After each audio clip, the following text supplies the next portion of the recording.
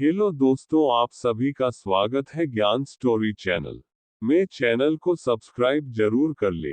भारत ही नहीं बल्कि पूरी दुनिया में श्री राम, राम भक्त हनुमान और रावण वध से जुड़ी कई कहानियां प्रसिद्ध हैं।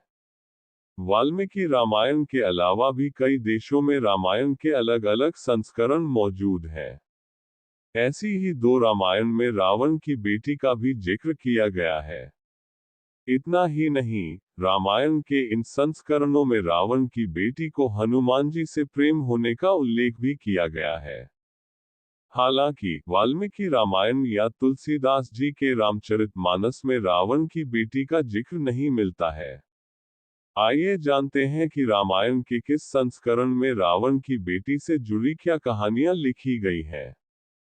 थाईलैंड की रामकीन रामायण और कंबोडिया की रामकेर रामायण में रावण की बेटी का उल्लेख किया गया है।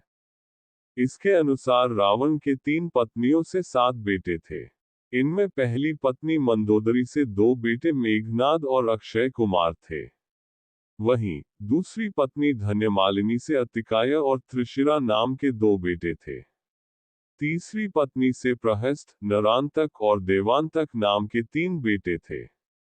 दोनों रामायण में बताया गया है कि 7 बेटों के अलावा रावण की एक बेटी भी थी, जिसका नाम सुवर्णमछा या सुवर्णमत्स्य था।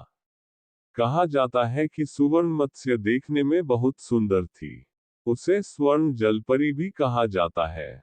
सुवर्णमत्स्य का शरीर सोने की तरह दमकता था, इसीलिए उसको सुवर्णमछा भी कहा जाता है।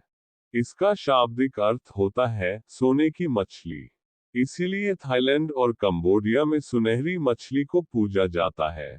वाल्मीकि रामायण के थाई और कंबोडियाई संस्करणों के मुताबिक श्री राम ने लंका पर विजय अभियान के दौरान समुद्र पार करने के लिए नल और नील को सेतु बनाने का काम सौंपा। श्री राम के आदेश पर जब नल और नील लंका तक समुद्र पर सेतु बना रहे तो रावण ने अपनी बेटी सुवर्णमत्स्य को ही इस योजना को नाकाम करने का काम सौंपा था। पिता की आज्ञा पाकर सुवर्णमछा ने वानर सेना की ओर से समुद्र में फेंके जाने पत्थरों और चट्टानों को गायब करना शुरू कर दिया। उसने इस काम के लिए समुद्र में रहने वाले अपने पूरे दल की मदद ली। रामकीन और रामकेर रामायण में लिखा गया है कि जब वानर सेना की ओर से डाले जाने वाले पत्थर गायब होने लगे तो हनुमान जी ने समुद्र में उतरकर देखा कि आखिर ये चट्टानें जा कहाँ रही है। उन्होंने देखा कि पानी के अंदर रहने वाले लोग पत्थर और चट्टानें उठाकर कहीं ले जा रहे हैं।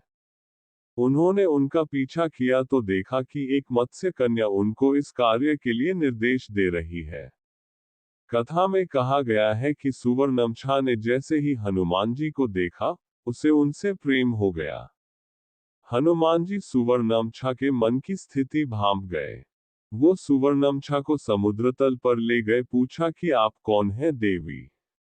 सुवर्णमछा ने बताया कि वह रावण की बेटी है।